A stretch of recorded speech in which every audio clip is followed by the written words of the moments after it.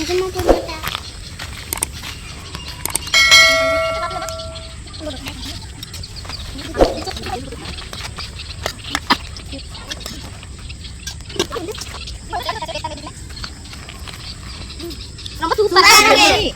சாப்பிடலாம். Hi friends, இப்போ நம்ம சேனல்ல என்ன பார்க்க போறோம்னா சுவையான எக் நூடுல்ஸ். அதுக்கு தேவையான முட்டை, அதுக்கு தேவையான வடை சட்டி, அதுக்கு தேவையான எண்ணெய், அதுக்கு தேவையான சாஸ், அதுக்கு தேவையான கேரட் பீன், அதுக்கு தேவையான உப்பு மிளகாய் தூள். அங்க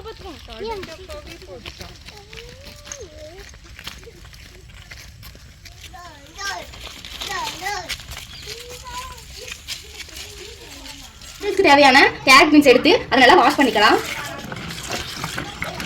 அதை எடுத்து ஒரு பிளேட்ல வச்சு கட் பண்ணிக்கலாம் சின்ன சின்னதா.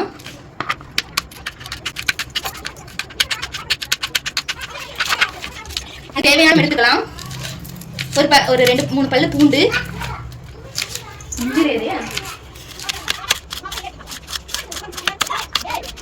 அடுத்தது கேரட் எடுத்து கட் பண்ணிக்கலாம்.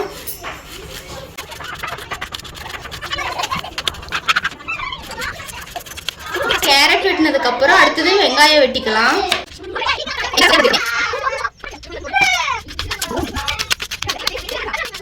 வெங்காயம் கட் பண்ணதுக்கு அப்புறம் அடுத்தது பூண்டு எடுத்து கட் பண்ணிக்கலாம்.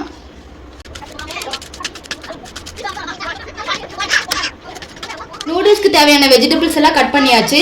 அடுத்து நூடுல்ஸை தண்ணிக்குள்ள போட்டுக்கலாம். வாங்க பார்க்கலாம். ஃபர்ஸ்ட் அடுப்பு பற்ற வச்சுக்கலாம். அதில் ஒரு பாத்திரத்தை வச்சு அதில் தேவையான அளவு தண்ணி ஊற்றிக்கலாம். தண்ணி கொஞ்சம் கொதிக்கட்டும்.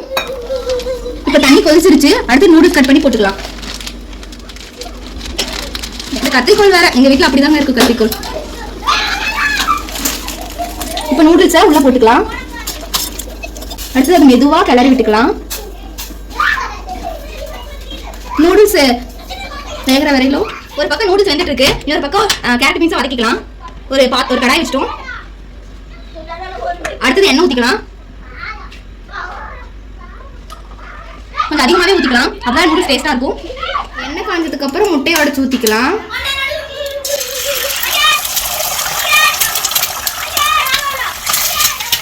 முட்டை வந்ததுக்கு அப்புறம் ஒரு கிளறி விட்டுக்கலாம்.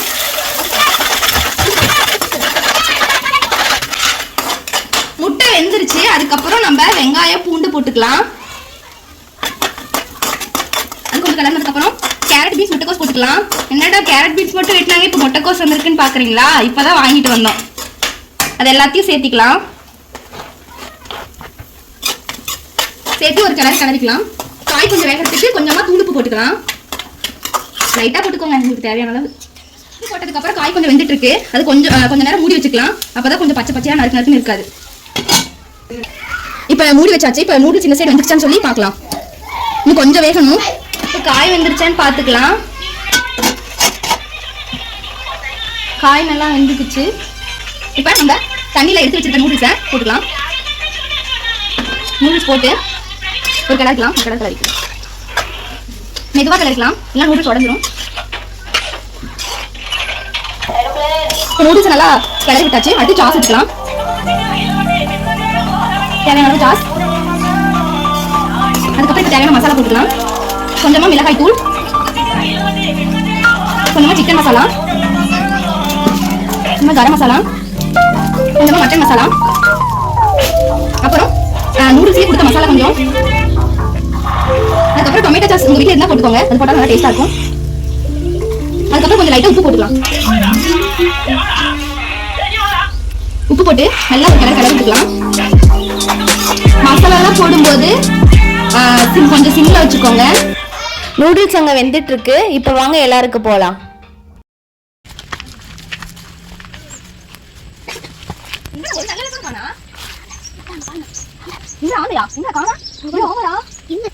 இப்போ எல்லாம் எடுத்துக்கலாம்.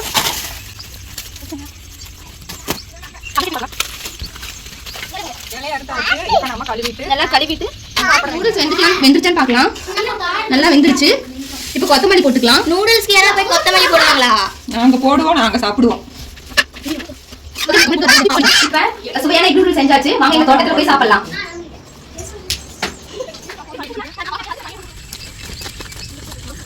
இப்போ எல்லாரும் உட்கார்ந்துட்டாங்க. இப்போ எல்லாத்துக்கும் இலை கொடுத்துக்கலாம். இப்போ இலை வச்சாச்சு. இப்போ எல்லாத்துக்கும் நூடுல்ஸ் வச்சிடலாம்.